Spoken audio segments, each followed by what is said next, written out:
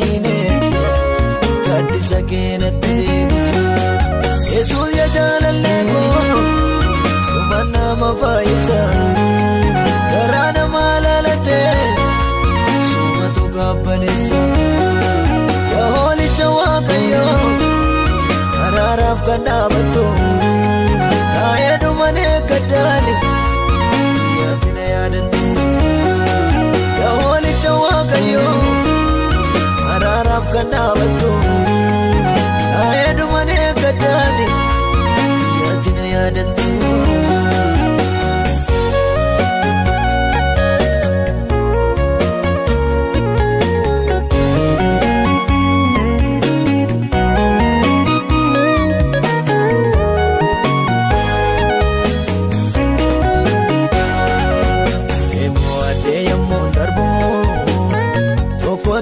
Bate na mormo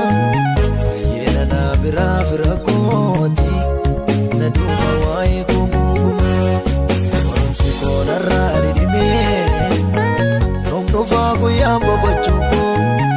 masita yana na lado akana ram fatu mibo isani tiwa mami oji ke akayado namake na goradu Sakotu murate, umata kamel kau, umna kau nalatu Yesus, nampu baku dandamu.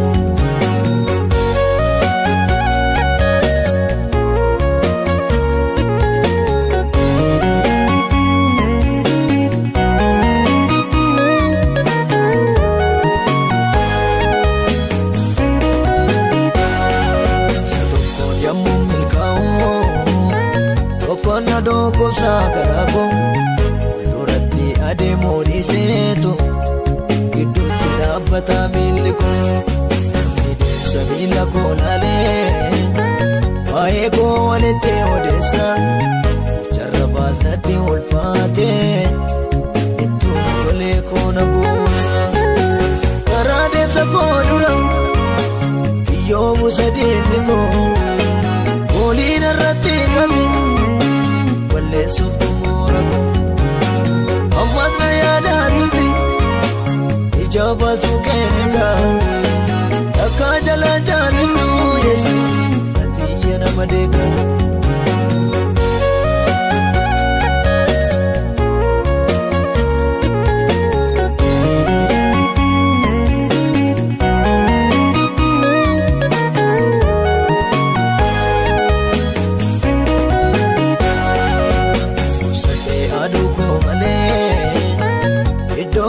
Kom tomeko wando kata sedua tarka namra male ke sambe sagara kona la rese ekan lerge sagata ho kata ko ditina goti kanna mata sanam danno wambuda tarka pade tinora tarka gunne korom sakola kai Amala ko sipego Ormimbe kuwaiko Bakela le dumisa Wani chabit senago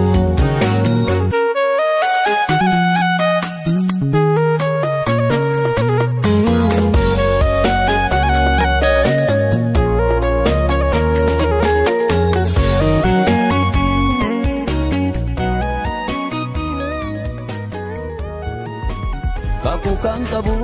akamitin dua Kakukang kabu akamitin dua Objukang kabu akamitin dua Objukang kabu akamitin dua Enda bala male guya guyan Mudamsa enda bala male guya guyan kabaja Enda bala male guya guyan Ulfina enda bala male guya guyan dibata enda bala male guya guyan mudamsa enda bala male guya guyan kabaja enda bala male guya guyan ulfina enda bala male guya guyan dibata